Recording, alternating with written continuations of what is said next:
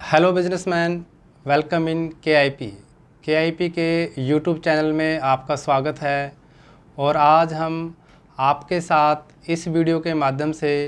जो कि where housing sector में नाबार्ड की जो सब्सिडी है उसके बारे में कुछ टेक्निकल स्पेसिफिकेशंस के बारे में डिस्कशंस करेंगे, ताकि आप आसानी से नाबार्ड की सब्सिडी का लाभ ले पाएँ और अपने प्रोजेक्ट के लिए बैंक से लोन ले पाएँ। जैसा कि जनरली नाबार्ड के बारे में जो भी एक जर्नल्स ओपिनियंस रहता है कि अगर हम कोई गोडाउंस बनाते हैं तो उस पर नाबार्ड हमें सब्सिडी देता है, महिलाओं के केस में ज़्यादा सब्सिडी देता है या अदर के केसेस में सब्सिडी कम है या मैक्सिमम सब्सिडी 50 लाख तक की है। जनरल इन्फॉर्मेशंस तो आपको आसानी से मिल जाती हैं, लेकिन जब आप रियलिटी में जब प्रोजेक्ट को कैरी करते हैं तो आपको कुछ ऐसे टेक्निकल स्पेसिफिकेशंस होती हैं जिनका टेक केयर रखना होता है। इन स्पेसिफिकेशंस की अगर आपको नॉलेज ना हो तो आपका प्रपोजल बैंक भी रिजेक्ट कर सकता है। साथ में जब हम नाबार्ड में सब्सिडी क्लेमिंग करते हैं तो हमें काफ़ी बार रिजेक्शन फेस करनी पड़ती है, क्योंकि हम के में 2008 से वेयर हाउसिंग सेक्टर पर अपनी सेवाएं दे रहे हैं और हमारे यहाँ नाबार्ड सब्सिडीज़ के केस को अच्छे से लाइनअप किया जाता है। तो हमारे यहाँ पे काफ़ी सारा एक ऐसा टेक्निकल एक्सपर्टीज़ है जो आपको अपनी नाबार्ड सब्सिडी को क्लेमिंग करने में बहुत सहायक होता है। तो आज मैं इस वीडियो के माध्यम से आपके साथ कुछ ऐसे स्पेसिफिकेशंस हैं, टेक्निकल स्पेसिफिकेशंस हैं जो आपको टेक केयर करना चाहिए। मैं यहाँ पे ये जो टेक्निकल स्पेसिफिकेशंस हैं 3 बेसिक्स पार्ट में कवर कर रहा हूँ। पहला है कोस्ट से रिलेटेड नॉर्म्स, दूसरा रहेगा लैंड से रिलेटेड नॉर्म्स और तीसरा रहेगा कंस्ट्रक्शन से रिलेटेड नॉर्म्स। क्योंकि ये तीनों ही टेक्निकल स्पेसिफिकेशंस आपको टेक केयर रखनी है। ये आपको ईजी बैंक फाइनेंस और जो अपने सब्सिडी लाभ हैं, चाहे वो एग्रीकल्चर इंफ्रास्ट्रक्चर फंड का इंटरेस्ट सब्सिडी लाभ है और नाबार्ड का कैपिटल सब्सिडी लाभ है, इसमें आपको ये स्पेसिफिकेशंस हेल्प करती हैं। तो हम सबसे पहले जो स्पेसिफिकेशंस कवर करते हैं वो है कॉस्ट से रिलेटेड। देखिए, जो सब्सिडीज़ आपको मिलती है, जो प्रोजेक्ट कॉस्ट है उससे उसका डायरेक्ट कोरिलेशंस है। तो यहाँ मैं आपको बताना चाहूँगा कि सबसे इम्पोर्टेंट आस्पेक्ट्स जो यह है कि नाबार्ड की सब्सिडी आपको तभी मिलेगी जब आप कोई नया प्रोजेक्ट गोडाउन का कर रहे हैं, यानी आपको new project of godown constructions के लिए ही नाबार्ड की सब्सिडी है। यदि आप एग्जिस्टिंग गोडाउन का कोई रेनोवेशन कर रहे हैं, रिपेयर कर रहे हैं, तो ये सब्सिडी लाभ आपको नहीं मिलेगा। बहुत इंपॉर्टेंट आस्पेक्ट्स, यदि आप गोडाउन का नया कंस्ट्रक्शंस कर रहे हैं तो ही नाबार्ड की सब्सिडी मिलेगी आपको। यदि आप रेनोवेशन कर रहे हैं तो ये लाभ आपको नहीं मिलेगा। दूसरा जो कॉस्ट से रिलेटेड जो है पैरामीटर्स है, क्योंकि हम इसमें कॉस्ट से रिलेटेड नॉर्म्स पे बारे में बातचीत कर रहे हैं, इम्पोर्टेंट आस्पेक्ट ये है कि जो भी आप इंफ्रास्ट्रक्चर डेवलप करेंगे,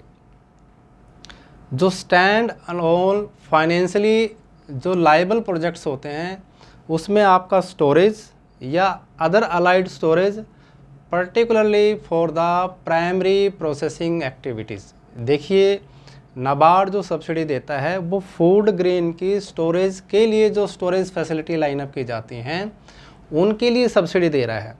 तो यहाँ आपको जो टेक केयर रखना है, यानी जो भी गोडाउन्स आप बना रहे हैं, आप उसमें किसी भी टाइप का फूड ग्रेन का स्टोरेज कर रहे हैं, तो जो स्ट्रक्चर्स नाबार्ड सब्सिडी के लिए एलिजिबल होगा, जिसकी कॉस्ट उसमें एलिजिबिलिटीज़ में कवर होगी, वो वही स्ट्रक्चर्स उसमें काउंट किया जाएगा जो कि डायरेक्टली प्राइमरी प्रोसेसिंग एक्टिविटी से कनेक्टेड होगा। अब यहाँ इम्पोर्टेंट आस्पेक्ट्स आपके लिए कि प्राइमरी प्रोसेसिंग एक्टिविटी होती क्या है। ऐसी एक्टिविटीज़ जो फूड ग्रेन की जो नेचुरल वैल्यूज़ हैं, नेचुरल उसका जो कंटेंट है उसको मेंटेन करके रखती हैं, यानी आप उसको आगे ऐसा कोई प्रोसेस नहीं करते जिससे उसके जो नेचुरल कंटेंट्स में कोई चेंज आ जाए। लाइक आपने गेहूं का स्टोरेज किया तो गेहूं की शॉर्टिंग ग्रेडिंग, आप उसकी प्रोसेसिंग्स, उसकी पैकेजिंग या उसमें डीहस्किंग या कुछ डीस्टोनिंग ऐसी एक्टिविटीज़ लाइन अप करते हैं ताकि उसकी जो प्रिजर्वेशन है, जो स्टोरेज है, वो अच्छे से मेंटेन हो पाए। तो आप इन सब के लिए जो स्ट्रक्चर लाइन अप करते हैं, वो स्ट्रक्चर्स की जो कॉस्ट है वो नाबार्ड सब्सिडी के पॉइंट ऑफ व्यू से कंसिडर की जाएगी। यानी बेसिक, कई बार हम ऐसा कर लेते हैं कि कुछ secondary processing activity line up कर लेते हैं जो कि नाबार्ड पॉइंट ऑफ व्यू से जब हम सब्सिडी क्लेम करेंगे तो वो इनएलिजिबल हो जाएगी। आपके प्रोजेक्ट की वो कॉस्ट पैरामीटर्स जो सेकेंडरी प्रोसेसिंग से कनेक्टेड होंगे, उनकी कॉस्ट पर आपको सब्सिडी लाभ नहीं मिलेगा। तो इम्पोर्टेंट एस्पेक्ट्स। अगला जो कॉस्ट से रिलेटेड एस्पेक्ट्स है कि कॉस्ट में इंक्लूड क्या होगा, कि प्राइमरली कॉस्ट कंपोनेंट होंगे क्या। क्योंकि जब भी आप प्रोजेक्ट रिपोर्ट बनाएंगे तो देखिए इसमें जो प्रोजेक्ट रिपोर्ट होगी जो आप अपने बैंकर को देते हैं, उसका बहुत बड़ा इंपॉर्टेंट रोल है। प्रोजेक्ट रिपोर्ट में ही जो कॉस्ट कंपोनेंट हैं वो हमें अच्छे से फ्रेम करने हैं, और जो कॉस्ट से रिलेटेड जो नॉर्म्स हैं नाबार्ड्स की एज़ पर द गाइडलाइंस, कि जो टोटल कॉस्ट ऑफ कंस्ट्रक्शंस होगा, एक तो वो शामिल होगा, दूसरा उस स्टोरेज फैसिलिटीज़ को फंक्शनली रिक्वायर्ड स्ट्रक्चर्स, यानी उसको ऑपरेट करने के लिए जो फंक्शनली रिक्वायर्ड स्ट्रक्चर कॉस्ट होंगी वो भी प्रोजेक्ट कॉस्ट का पार्ट होगी। जैसे कि boundary wall, internal road, internal drainage system, या आपकी वेट मेजरमेंट यूनिट, या शॉर्टिंग या ग्रेडिंग्स यूनिट्स, या कोई क्वालिटी से रिलेटेड कोई टेस्टिंग इक्विपमेंट्स, ये आपको फंक्शनली रिक्वायर्ड है। या यानी कोई स्टोरेज के लिए स्टैकिंग है, कैरेट्स हैं, ऐसे आइटम्स या फायर फाइटिंग इक्विपमेंट्स हैं, ऐसे जो फंक्शनली रिक्वायर्ड हैं आपको ऑपरेट करने के लिए, वो भी आपकी प्रोजेक्ट कॉस्ट का पार्ट बनेंगे। तो यहाँ इम्पोर्टेंट एस्पेक्ट्स, जब भी आप प्रोजेक्ट रिपोर्ट बनाएं, प्रोजेक्ट रिपोर्ट में आपको जो फंक्शनली रिक्वायर्ड्स आइटम्स हैं, जैसे कि जो मैंने बताए अभी आपको, उनकी कॉस्ट को भी टोटल कंस्ट्रक्शन ऑफ कॉस्ट में आप शामिल कीजिए ताकि आपका सब्सिडी लाभ उसके लिए एलिजिबल हो पाए। तो इम्पोर्टेंट एस्पेक्ट्स, आपका जो total cost of constructions godowns के लिए लाइनअप होगा, उसमें जो स्टोरेज है उसका तो कंस्ट्रक्शन कॉस्ट है ही, प्लस जो फंक्शनली रिक्वायर्ड्स आइटम्स हैं जैसे कि बाउंड्री वॉल्स जो मैंने अभी आपको बताए हैं, internal roads, fire fighting equipments, जो भी फंक्शनली रिक्वायर्ड्स होंगे उनकी कॉस्ट भी आपके प्रोजेक्ट कॉस्ट का पार्ट मानी जाएगी।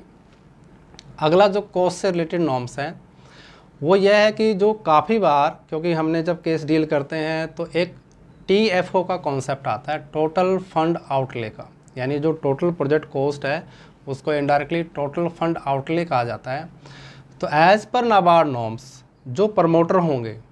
यानी जो मालिक होंगे, उनका खुद का जो कंट्रीब्यूशन है that will be at least 20% of total project cost, यानी जो TFO है आपका उसका कम से कम 20% पैसा प्रमोटर का मार्जिन्स मनी होना चाहिए। तो जब भी आप प्रोजेक्ट रिपोर्ट बनाएं, आप उस चीज़ को फोकस कीजिए कि जो एक्चुअल कॉस्ट आपकी लगी है। देखिए नाबार्ड जो है, जब हम प्रपोजल सबमिट करते हैं तो जो प्रोजेक्ट कॉस्ट आपकी बैंक ने अप्रेज की at the time of giving bank term loan, bank ने जो कॉस्ट को अप्रेज किया, मान लीजिए आपने 2 करोड़ रुपए का प्रोजेक्ट कॉस्ट सबमिट किया और बैंक ने उसको 2 करोड़ के हिसाब से आपको टर्म लोन लाइन अप किया, तो as per bank appraised by the cost that is 2 crore rupees. लेकिन जब हम सब्सिडी के लिए डॉक्यूमेंट सबमिट करेंगे तो जो एक्चुअल कॉस्ट आपका इनकर्ड हुआ होगा that must be certified by the chartered accountants कि आपका एक्चुअल कॉस्ट कितना लगा, यानी एक्चुअल कॉस्ट और project cost as appraised by the bankers which average lower, जो उससे कम होगी वही आपका नाबार्ड का सब्सिडी पॉइंट ऑफ व्यू के लिए कॉस्ट कंसिडर की जाएगी। यानी आपकी एक्चुअल कॉस्ट, या आपने टेक के रखना है एक्चुअल कॉस्ट, क्योंकि जनरली क्या होता है जब हम प्रोजेक्ट रिपोर्ट लाइनअप करते हैं, जो कॉस्ट एस्टिमेट्स होते हैं हमारे, वो एक एस्टिमेशंस होता है, प्रोजेक्शंस होता है, तो आप उसको जब एक्चुअल कॉस्ट के साथ कंपैरिजन करेंगे तो उसमें वेरिएशंस आ सकता है। तो यहाँ नाबार्ड एक्चुअल कॉस्ट या जो बैंक ने अप्रेज कॉस्ट की है उनमें से दोनों में से जो कम होगी उसको as a subsidy point of view से कंसिडर करेगा। तो यहाँ जो इम्पोर्टेंट आस्पेक्ट कि आपका पैसा 20% से कम ना हो, ये आपने टेक के रखना है। कई बार क्या होता है कि हम जब प्रोजेक्ट को कैरी करते हैं आपका पैसा कई बार कंपैरेटिवली कम लगता है और बैंक का पैसा ज़्यादा लगता है, तो यहाँ आप टेक केयर कीजिए जो एक्चुअल कॉस्ट एक्सपेंडिचर मैनेजमेंट है, यानी जो आपके जो कॉस्ट के बिलिंग्स जब आप अरेंज करते हैं, उनकी जब आप पेमेंट्स करते हैं, टोटल अपना बुक्स ऑफ अकाउंट्स मेंटेन करते हैं, तो यहाँ टेक केयर करने वाला पॉइंट आपका कि आपका खुद का पैसा टोटल प्रोजेक्ट कॉस्ट में 20% होना ही चाहिए। यदि इससे आपका पैसा डाउन हो गया तो आपका केस रिजेक्ट, आपको नाबार्ड सब्सिडी बेनिफिट नहीं देगा। तो यहाँ आपको टेक केयर रखना है। जो बैंक का मिनिमम टर्म लोन कंपोनेंट है वो 50% हो सकता है, यानी 50% से लेके 80% तक की आप बैंक से फैसिलिटी ले सकते हैं कंस्ट्रक्शन कॉस्ट के लिए। तो जब भी आप बैंक से बात करें, आप प्रोजेक्ट रिपोर्ट बनाएं, तो आप प्रोजेक्ट रिपोर्ट बनाते समय और बैंक से बातचीत करते समय इस प्रोजेक्ट कॉस्ट कंपोनेंट को टेक के रखें और उसमें जो खुद का मार्जिन मनी है वो इम्पोर्टेंट जो पैरामीटर मैंने बताया कि 20% से नीचे नहीं आना चाहिए, ये आपको टेक के रखना है ताकि आपको सब्सिडी लाभ मिल पाए। अब यहाँ पे एक अनदर इम्पोर्टेंट आस्पेक्ट है कॉस्ट से रिलेटेड कि नाबार्ड जो कॉस्ट परमिजेबल करता है for the purpose of giving the subsidy benefits, वो क्या है। देखिए, मैंने पिछली वीडियो में आपको बताया कि मैक्सिमम आप वन टाइम में 5000 मीट्रिक टन तक की कैपेसिटी पे सब्सिडी लाभ ले सकते हैं, जो कि अधिकतम वुमेन एंटरप्रेन्योर्स में या जो रिजर्व कैटेगरीज में हमने बताए थे कि 33% यानी 50 लाख तक का वो बेनिफिट हो सकता है। यानी इनडायरेक्टली आपको 1 मीट्रिक टन पर 1000 रुपये की मैक्सिमम सब्सिडी लाभ मिल रहा है। तो अगर हम इसको कॉस्ट कंपोनेंट के हिसाब से देखेंगे तो इनडायरेक्टली ये कह रहा है आपका कि 1 मीट्रिक टन का जो कॉस्ट है जो नाबार्ड परमिजेबल करता है वो है 3000 रुपये, यानी 3000 रुपये पर मीट्रिक टन की कॉस्ट पर अगर हम 33% का सब्सिडी बेनिफिट कैलकुलेट करेंगे तो वो 1000 आएगा। यानी यहाँ जो पॉइंट है, वो जो टेक करने वाला पॉइंट है, जो मैं आपको कहना चाह रहा हूँ वो ये है कि आपका जब भी प्रोजेक्ट कॉस्ट आप फ्रेम करें तो आपका प्रोजेक्ट कॉस्ट 3000 रुपये पर एमटी से तो नीचे होना ही नहीं चाहिए, नहीं तो क्या होगा कि आपका सब्सिडी लॉस हो जाएगा। क्योंकि जब नाबार्ड ने जो परमिजेबल कॉस्ट रखी है वो 3000 रुपये पर मीट्रिक टन है, तो जब भी आप प्रोजेक्ट को फ्रेम करें, उसका कंस्ट्रक्शन एस्टिमेट करें, कॉस्ट एस्टिमेट करें, प्रोजेक्ट रिपोर्ट बनाएं, बैंक से बात करें, तो आप ये देखें कि कितनी कैपेसिटीज़ का गोडाउन आप बना रहे हैं। मान लीजिए आप 5000 एमटी का गोडाउन कंस्ट्रक्ट कर रहे हैं, तो आपका मिनिमम कॉस्ट एज पर NABARD permissible cost for taking the maximum subsidy benefits आपका प्रोजेक्ट कॉस्ट 1.5 करोड़ होना ही चाहिए। यानी 5000 एमटी के लिए अगर 3000 रुपये पर एमटी के हिसाब से देखेंगे तो 1.5 करोड़ रुपया होगा। यानी जब आप प्रोजेक्ट कॉस्ट फ्रेम करें, बैंक से लोन लें, तो आप इस चीज़ का टेक केयर करें कि आपकी प्रोजेक्ट रिपोर्ट में प्रोजेक्ट कॉस्ट 1.5 करोड़ से ज़्यादा की हो, ताकि आपको मैक्सिमम सब्सिडी लाभ मिल पाए। यदि आपने उसकी प्रोजेक्ट कॉस्ट 1 करोड़ 40 रख दी, 1 करोड़ 30 रख दी, तो आपको उसके प्रपोर्शनेट ही सब्सिडी लाभ मिलेगा, आपका सब्सिडी लाभ मैक्सिमम एक्सटेंट तक नहीं जा पाएगा। तो ये जो कॉस्ट से रिलेटेड नॉर्म्स हैं, ये आप जब टेक केयर करेंगे तो आपको easy bank finance along with NABARD subsidies handling करने में आपको ईजीनेस आएगी। और हमारा प्रयास आपको इस वीडियो के माध्यम से ये बताना है कि आप केवल जनरल पैरामीटर पे ना जाएं कि सर नाबार्ड की इतनी सब्सिडी है, लेकिन जो आप जब प्लानिंग करते हैं प्रोजेक्ट्स की कि कैसे प्रोजेक्ट रिपोर्ट बनाएं ताकि उस प्रोजेक्ट रिपोर्ट से आप एग्रीकल्चर इंफ्रास्ट्रक्चर फंड का जो इंटरेस्ट सब्सिडी का लाभ है वो ले पाएँ और नाबार्ड की सब्सिडी का भी लाभ ले पाएँ। ऐसा ना हो कि आपके किसी डॉक्यूमेंटेशन में कोई एरर हो, कॉस्ट रिलेटेड जो नॉर्म्स है वो आप कंप्लाई विद ना कर पाए हों, और आप सारी तैयारी करके जब पेपर नाबार्ड में सबमिट करते हैं तो आपको रिजेक्शंस फेस करनी पड़े। तो in order to minimize the cause of your rejections of subsidies, कि आपके सब्सिडीज़ की रिजेक्शंस के जो काज हैं वो मिनिमाइज हो जाएं, आपको आसानी से सब्सिडी लाभ मिल जाए, इसके लिए आपको अपने गोडाउन के कंस्ट्रक्शंस के जो कोस्ट रिलेटेड जो नॉर्म्स हैं जो मैंने अभी आपके साथ शेयर किए हैं, इनको आपको टेक केयर रखना होगा। तो यदि आप गोडाउन कंस्ट्रक्शंस का कोई प्रोजेक्ट लाइनअप करना चाहते हैं और उस पर सब्सिडी लाभ लेना चाहते हैं तो KIP से ज़रूर जुड़िएगा। और आगे की वीडियो में मैं आपको बताऊंगा कि कैसे लैंड से रिलेटेड नॉर्म्स और कंस्ट्रक्शन से रिलेटेड नॉर्म्स को हम टेक केयर रखें, क्योंकि अगर हम लैंड रिलेटेड नॉर्म्स को फॉलो नहीं कर पाए और कंस्ट्रक्शन से रिलेटेड नॉर्म्स को फॉलो अप ना कर पाए तो अभी आपका केस रिजेक्ट हो सकता है।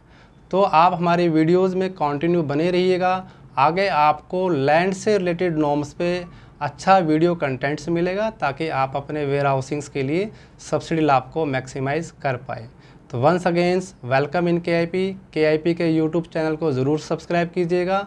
एक हमारी वेयर हाउस बिजनेस कम्युनिटी है जो कि जिसका लिंक आपको डिस्क्रिप्शन में मिल जाएगा, उसको भी ज़रूर ज्वाइन कीजिएगा।